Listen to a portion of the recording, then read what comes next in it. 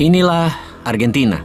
Argentina 100 tahun yang lalu, kira-kira di tahun 1020-an, adalah salah satu negara terkaya di dunia. Namun sejak 100 tahun terakhir, Argentina mengalami penurunan ekonomi dan menjadi negara yang pariah. Dalam 100 tahun hingga saat ini, Argentina mengalami berkali-kali hyperinflasi dan 9 kali mengalami kebangkrutan negaranya. Bahkan sampai sekarang selalu dalam krisis ekonomi. Di tahun 2023 ini Argentina sedang mengarah pada keruntuhan ekonomi parah. Sekali lagi kebangkrutan ke-10. Apa yang terjadi pada Argentina? Negara yang kaya, raksasa ekonomi, kok bisa menjadi negara bangkrut? Mengapa Argentina selalu dalam keadaan krisis ekonomi? Akankah atau bagaimana caranya Argentina bisa keluar dari masalah krisis ekonomi ini? Terakhir, apakah Indonesia memiliki kesamaan arahnya seperti apa yang Argentina telah lakukan? Kita akan membahas dalam beberapa topik. Kita pelajari dulu sejarah ekonomi Argentina.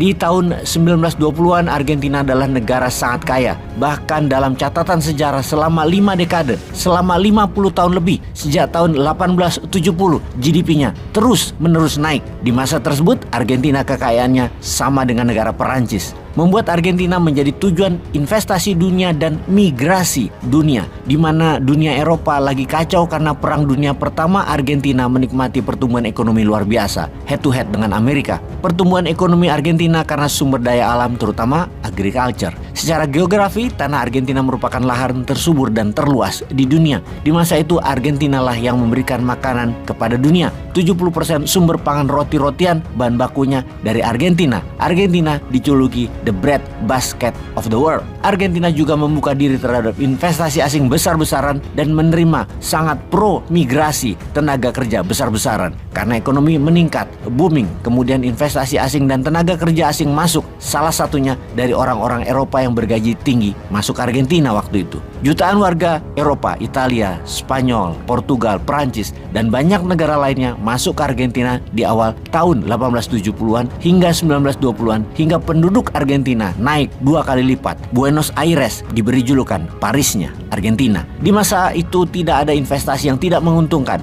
Apa saja diinvest pasti balik modal. Selain lokasinya, lahannya yang subur, sumber daya alam Argentina juga banyak, seperti emas, minyak bumi, gas alam, semuanya melimpah. Masa depan Argentina sangat cerah, namun bright future itu sampai sekarang tidak pernah terjadi. Di mana seharusnya dengan pertumbuhan ekonomi yang demikian besarnya, seharusnya sekarang Argentina adalah negara superpower. Namun hal itu tidak pernah terjadi. Yang ada hanyalah sebuah negara yang selalu merugi, bangkrut, falling apart, dan resesi. Apa yang terjadi dengan Argentina sesungguhnya? Problem nomor 1, kegagalan berevolusi. Argentina failed to evolve. Argentina memiliki lahan luas untuk agriculture. Kesalahan pertama adalah di dalam kelolaan lahan agriculture tersebut. Argentina membaginya ke oligar yang menjadi landlord atau tuan tanah. Kalau dibandingkan dengan Amerika, di periode yang sama, tanah tersebut dan sertifikat tersebut dibagikan ke petani dan KUD, bukan ke landlord. Para elit penguasa lahan Argentina itu sangat kaya namun lupa berinovasi, sehingga Argentina tidak pernah membangun sektor industri lainnya. Ketika resesi dunia di tahun 1930-an yang membuat demand akan barang-barang komoditi dari Argentina menurun drastis kebutuhannya, Argentina terlambat bergerak, di mana di tahun 1930-an dunia bergeser cepat ke arah industri. Argentina masih belum memodernisasikan komoditi mereka dengan membangun misalnya bisnis turunannya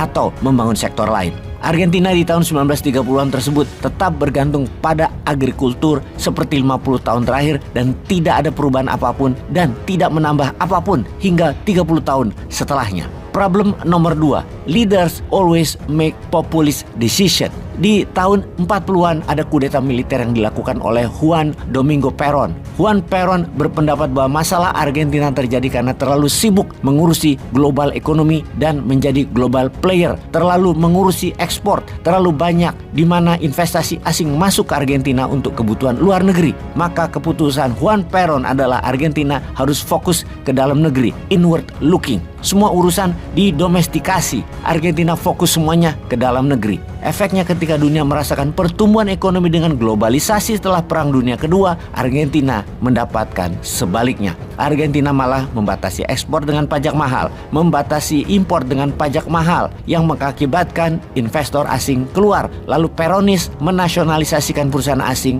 menjadi milik negara Argentina. Di tahun 55-an Peron dikudeta oleh tokoh militer lainnya. Namun ideologi ekonominya masih tetap domestik, dalam negeri, karena Peronis atau para oligar menguasai semua sektor. Problem nomor 3, spend more than it can afford. Subsidi gila-gilaan kepada masyarakat melebihi kemampuan anggaran. UMR selalu naik dan tinggi sekali, jauh di atas kemampuan pengusaha swasta. Subsidi mempertahankan social welfare membuat Argentina berhutang ke luar negeri. Argentina melakukan printing money bukan terhadap produksi atau terhadap supply, namun untuk create demand, untuk bansos, mengakibatkan inflasi dan turunnya nilai mata uang. Problem nomor 4, political instability. Selalu ribut politik dalam negerinya, selalu ganti-ganti kebijakan, namun semua kebijakannya populis dan Peronis, yaitu pro-oligar. Di tahun 1980-an Argentina melakukan penyerangan terhadap Malvinas atau Falkland Island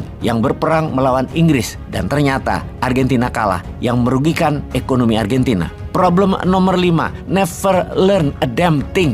Negara itu nggak pernah belajar sedikit pun. Ada puluhan peluang terjadi dalam 50 tahun terakhir di Argentina yang tidak satu pemimpin pun mengambil kesempatan untuk mengubah arah bernegara Argentina. Argentina tidak pernah belajar dari kesalahannya dan mengulang lagi kesalahan yang sama berulang-ulang. Kebijakan negaranya bukan dari menghasilkan uang atau sektor produksi, namun dari meminjam untuk digunakan bukan hal yang produktif, untuk hal yang konsumtif. Mismanajemen kelola negara di mana para pejabat, termasuk menteri-menterinya, incompetence. Peronis atau pro-oligar berkuasa melalui sistem pemilu. Itu adalah daftar kesalahan berulang-ulang bernegara ala Argentina. Karena dalam 70 tahun terakhir yang kaya masih dia juga. Sekarang bisakah Indonesia belajar dari Argentina? Atau Indonesia juga never learn a damn thing, tidak pernah belajar sehingga melakukan kesalahan yang sama?